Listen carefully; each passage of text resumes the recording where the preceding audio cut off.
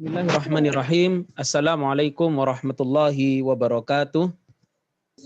Waalaikumsalam. Waalaikumsalam warahmatullahi wabarakatuh. Ya, alhamdulillahirabbil alamin wal aqibatu lil muttaqin wala udwana illa 'alal zalimin. Asyhadu an la ilaha illallah wa asyhadu anna Muhammadan abduhu wa rasuluhu la nabiyya ba'da amma ba'd. Alhamdulillah, pada kesempatan kali ini kita akan memulai sebuah perkuliahan ya yang kita lakukan secara daring, yang mana pada mukadimah ini saya akan menjelaskan secara global tentang apa yang harus kita lakukan dan bagaimana konsep atau lajunya perkuliahan kita gitu. Nah, pertemuan ini baru bisa saya mulai sekarang karena dari kemarin itu kami dituntut untuk sebagai dosen dituntut untuk mengisi RPS dan lain-lain, dan itu sangat mepet sekali waktunya gitu ya, sehingga baru bisa saya mulai sekarang karena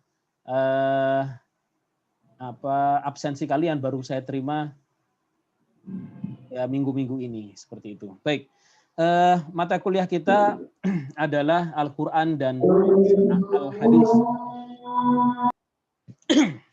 Ya, mata kuliah kita adalah Al-Quran dan Al-Hadis. Saya mendengar, saya sudah melihat di kurikulum bahwa Anda di semester kemarin sudah mendapatkan mata kuliah yang pertama adalah Ulumul Quran, ya. Yang kedua adalah Ulumul Hadis, ya. Ulumul Quran itu banyak berbicara tentang nuzulul Quran, berbicara tentang apalagi itu banyak sekali, termasuk otentisitas Al-Quran, membuktikan otentisitas Al-Quran dan lain-lain. Sedangkan di Ulumul Hadis bagaimana kita mengetahui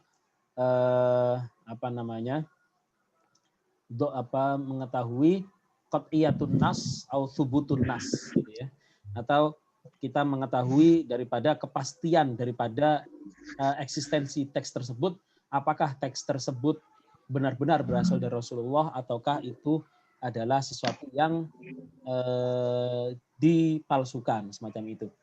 Nah, karena sudah mendapatkan mata kuliah itu, maka sebenarnya mata kuliah Al-Quran Hadis ini ya itu kita diharuskan sebenarnya untuk menelusuri materi yang ada di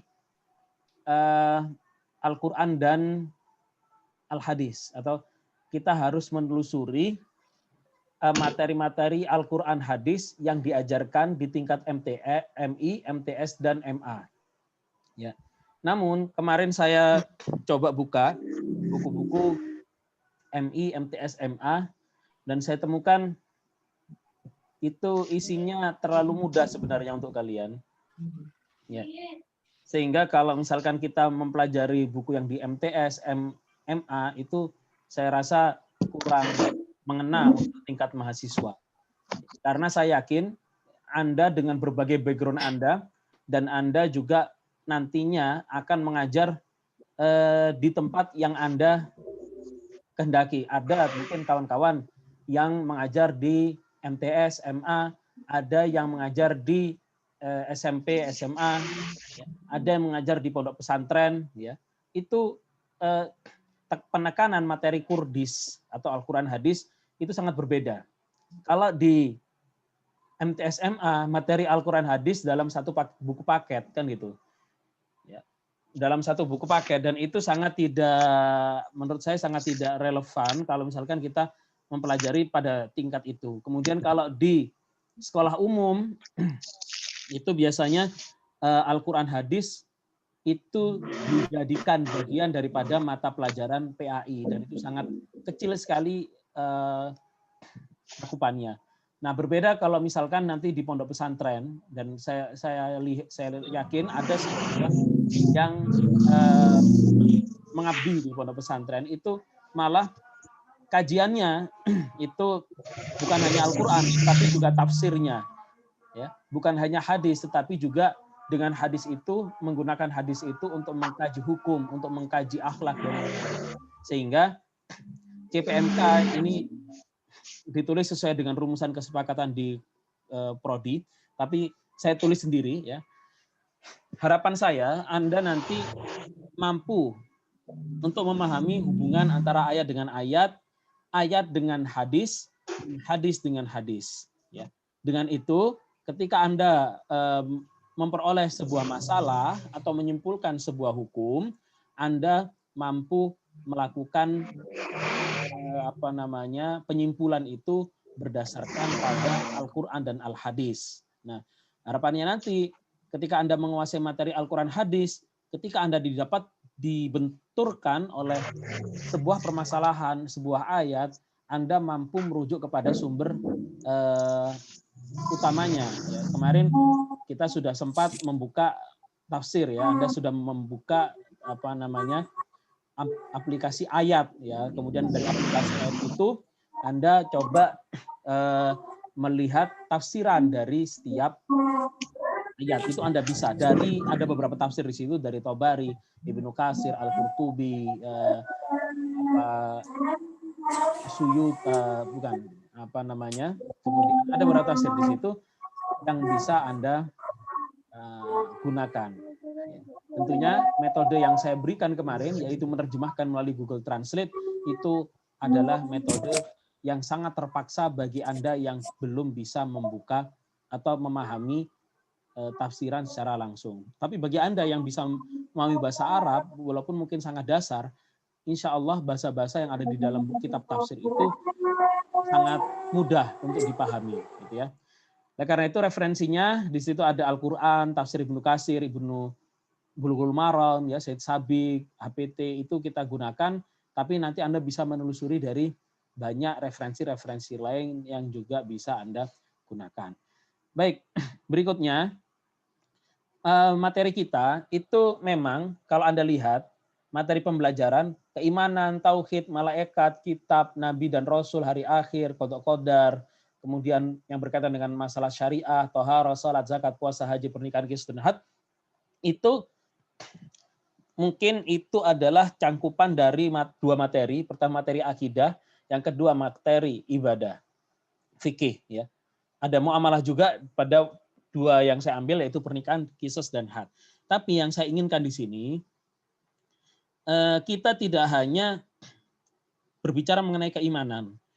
Saya tidak mendikte Anda, keimanan seperti ini, al-imanu huwa at-tasdiqu bil qalbi wa iqraru bil lisan wal amalu bil arkan. Itu kan kata ulama itu. Tidak ada kata dari Nabi Muhammad SAW seperti itu. Nah, bagaimanakah keimanan jika kita mau mendefinisikan keimanan sesuai dengan Al-Quran? Atau apa keimanan yang ada di dalam Al-Quran dan Al-Hadis? Itu dan harapannya nanti ini saya sudah membagi ke dalam kelompok. Harapan saya nanti Anda menelusuri materi-materi ini. Ini satu materi, satu tema, 2 orang, gitu ya. Dengan Anda menelusuri materi-materi ini, Anda harus bisa menemukan pokok permasalahan daripada tema-tema yang ada di sini. Misalkan tema iman dan kafir. Pertanyaannya pertama misalkan, apakah orang yang beriman itu adalah setiap orang Islam itu adalah orang yang beriman, gitu ya? Ataukah tidak? Ya. Nah, ini pertanyaan yang penting karena Allah di surat Al-Ahzab itu disebutkan waqalatil a'rabu amanna qul lam tu'minu walakin qulu aslamna. Falam yadkhul imanu fi qulubikum. Dikatakan kalian belum beriman tapi kalian masih Islam. Katakan Islam saja, jangan katakan beriman karena iman belum masuk dalam diri kalian. Nah, itu Allah Subhanahu wa taala sudah melakukan diferensiasi antara keimanan dan keislaman. Ya. Begitu dengan kafir. Apa syarat-syarat misalkan orang itu disebut dengan kafir? Ya. Itu sebuah masalah yang perlu Anda coba telusuri di dalam Al-Quran dan As-Sunnah. Kemudian, tauhid dan sifat Allah. Ya. Misalkan dalam sifat Allah yang sering banyak perdebatan. Ini mungkin nanti Anda juga akan belajar di ilmu kalam. Ya. Tsumma stawa 'alal ardi, khalaqa sab'a samawati wal ard fi sittati ayyamin, tsumma stawa 'alal ard. Allah beristiwa atau kalau bahasa Indonesianya bersemayam di atas arsy. Nah, kata-kata bersemayam apakah diartikan dengan bersemayam yang sesungguhnya atau seperti apa? Ya. Inna khalaqnahu biaidin. Ya. Kita menciptakan mereka dengan tangan-tangan kita. Nah, berarti Allah memiliki tangan. Tangan Allah tidak satu karena di situ sifatnya jamak. Misalkan, itu adalah beberapa permasalahan tentang ketauhidan dan sifat Allah yang bisa kita bahas, bisa kita ungkap. Misalkan tentang sifat Allah lagi, ketika ada seorang ibu-ibu ditanya oleh Allah, "Aina Allah?" gitu ya. Kemudian ibu-ibu itu mengatakan fis sama, yang artinya Allah ada di langit. I'tik hafa innaha mu'minah. Kata Rasulullah, bebaskan dia, sesungguhnya dia adalah orang sudah beriman. Jadi ada pembahasan-pembahasan semacam itu. Masalah Nabi, Rasul, Wali, Kitab, dan Sahifah ini ya. Ini juga menjadi permasalahan yang penting karena dan itu perlu coba Anda ulas di dalam Al-Quran dan hadis tentang Nabi, Rasul, Wali.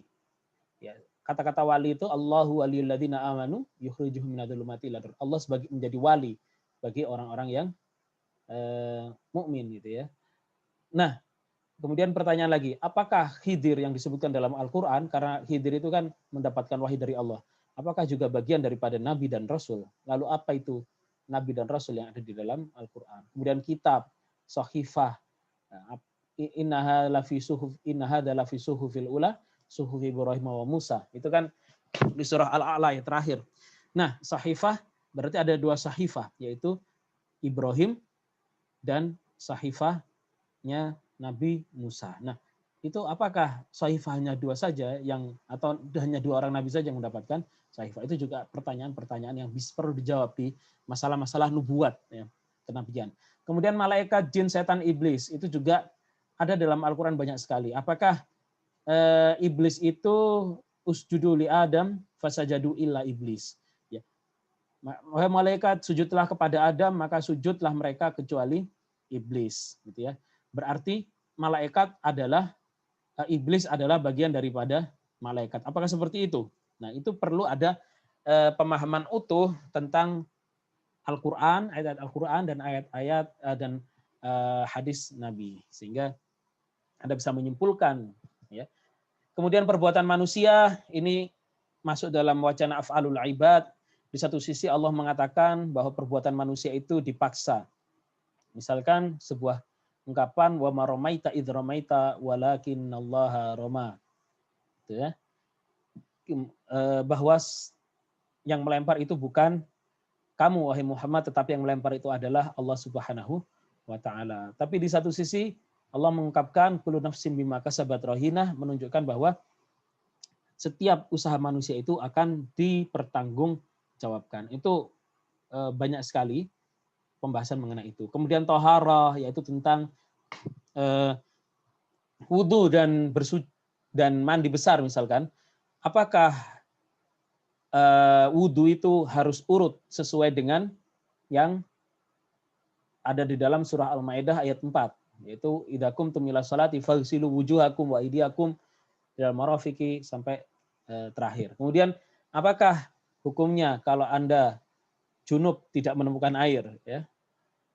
Itu juga ada di ayat tersebut. Kemudian masalah haid juga bisa dibahas di sini, gitu. Kemudian tentang salat itu coba nanti dibahas tentang auqatus shalah, waktu-waktu salat, ya. Kapan saja waktu-waktu dilaksanakannya salat, ya. Wa hafidhu 'alas salawati was salatil wusta. Dan jagalah engkau salat-salat, khususnya salat wusta, gitu ya.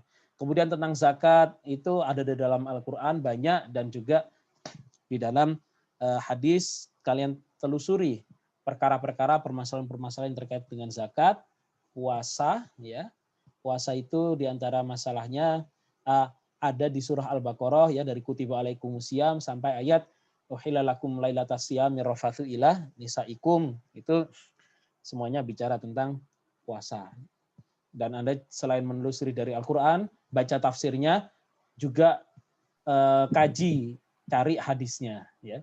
Kemudian Windy Chandra Kartika tentang pernikahan dan tolak itu, nah itu tentang talak sendiri itu ada di surah Al-Baqarah juga itu, ya panjang sekali saya kalau lihat di Al-Quran itu mungkin ada 2 lembar bicara tentang tolak saja Allah Subhanahu Wa Taala itu. Tentang pernikahan juga demikian, apa hukumnya misalkan wanita mukmin menikah dengan wanita kafir, ya. Atau wanita laki-laki mukmin menikah dengan wanita kafir. Kalau dalam Al-Quran malah disebutkan wala amatum mu'minatun khairum min musyrikati walau a'jabatkum. Jadi justru malah disarankan sudah tinggalkan orang-orang kafir, ya seolah-olah itu dilarang untuk menikah kepada wanita, gitu ya, wanita kafir atau bahkan wanita kafir dan apalagi laki-laki wanita mukmin menikahi laki-laki kafir gitu ya, itu malah dilarang lagi. Tentang had zina dan potong tangan. Ini zaniatu wazani fajlidu kulla wahidin minhuma mi'ata jaldah, ya. Itu tentang had zina. Coba nanti ditelusuri zina seperti apa. Kemudian potong tangan, ya. Asariqu wasariqatu faqta'u aydiyahuma. Itu juga perlu ada pembahasan. Jadi begini intinya, Anda membuat sebuah materi pertama, saya coba tuliskan ya, sebentar.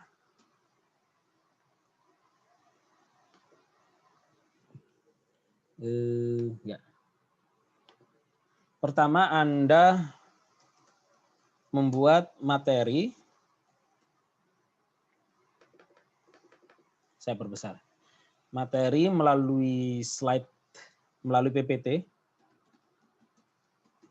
Ya.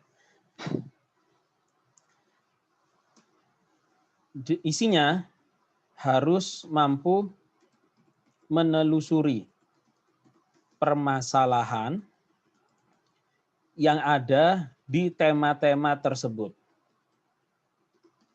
Jadi Anda harus mencari masalah, jangan sampai saya yang harus mencarikan masalah. Tadi beberapa masalah saya sebutkan, lebih bagus lagi kalau Anda mengungkap lebih banyak lagi permasalahan-permasalahan yang berkaitan dengan tema-tema yang Anda kebagian itu, ya.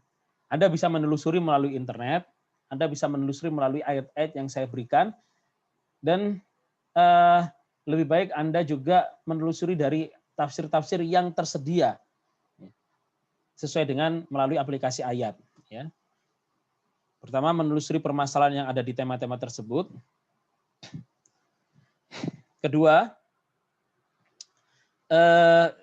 kemudian Anda susun di PPT, di situ ada pembukaan, ya, mukadimah, isinya ya, pembahasan, dan penutup.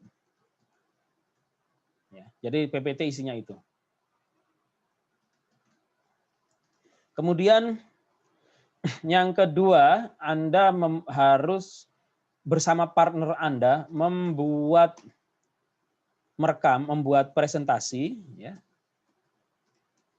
melalui Zoom, ya, bersama partner Anda. Ya. Kemudian Anda merekamnya dan mengirimkan ke saya videonya melalui Google Form. Terakhir 20 Oktober 2020. Ya. Nomor 3, Anda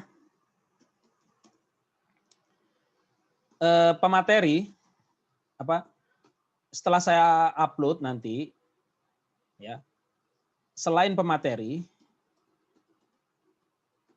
nanti saya upload ke e-learning, kemudian selain pemateri diharuskan memberikan diskusi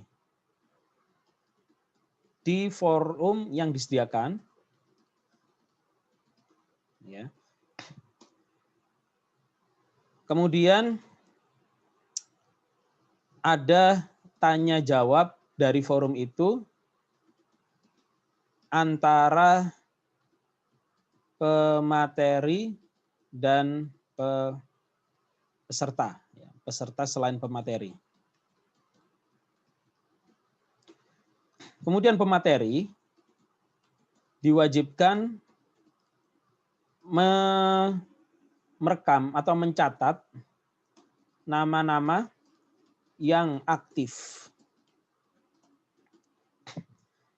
Ya, materi diwajibkan mencatat nama yang aktif di temanya atau di course-nya. Hasil dari presentasi ya dan diskusi disusun ke dalam sebuah karya tulis ya. Karya tulis yang harus lolos Turnitin. Nanti untuk Turnitin saya bisa membantunya. Jadi ini, ya, jadi Anda nanti membuat materi melalui PPT, ya, Anda harus mampu menelusuri permasalahan-permasalahan yang ada di tema-tema tersebut, isinya pembukaan, pembahasan penutup. Anda buat presentasi melalui Zoom. Jadi Anda Zoom dengan partner Anda berdua, ya. Kemudian Anda merekamnya dan mengirimkan ke saya videonya melalui Google Form terakhir tanggal 20 Oktober, ya, videonya dan PPT-nya. Jadi ada 2 yang dikirim.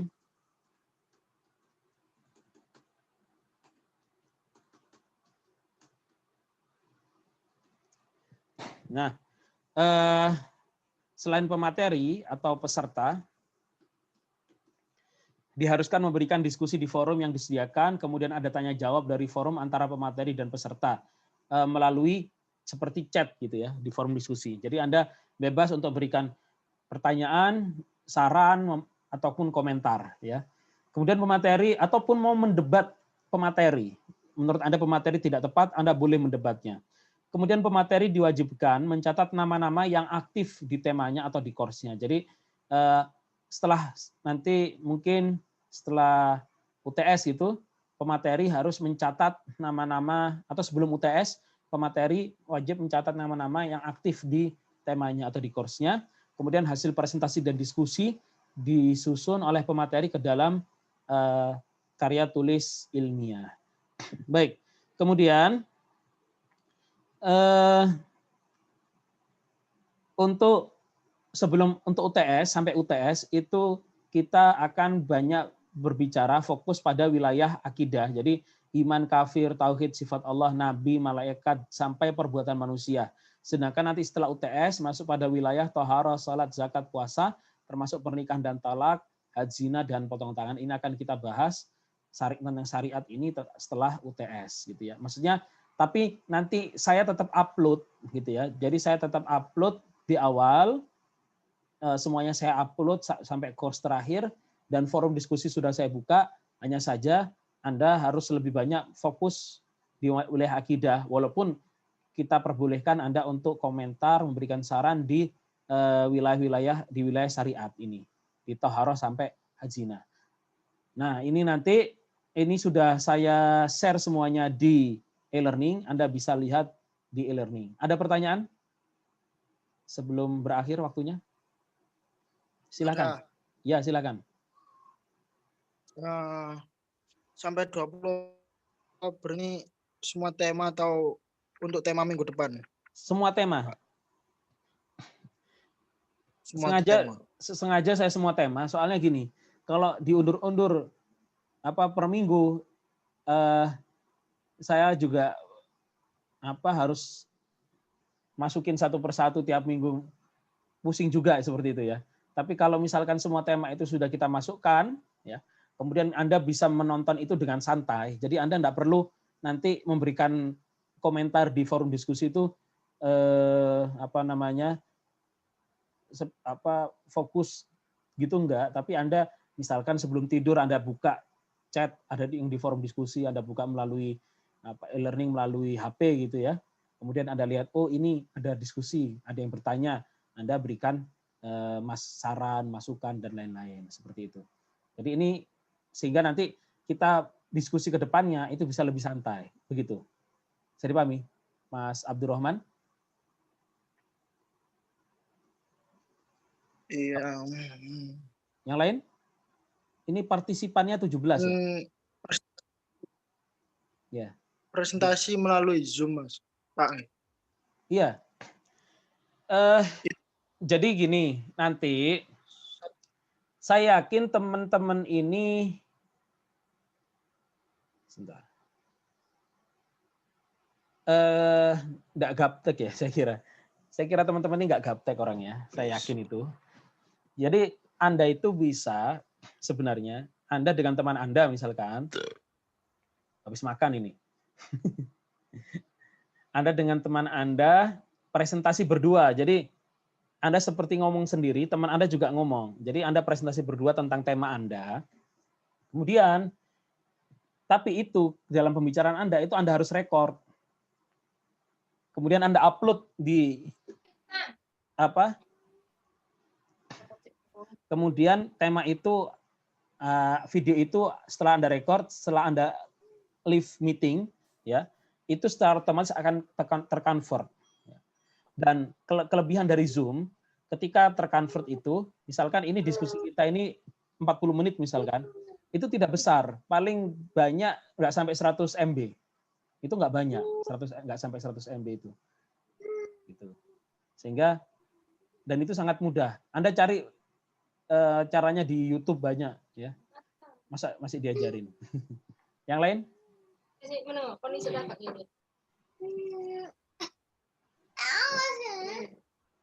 Siapa itu anaknya?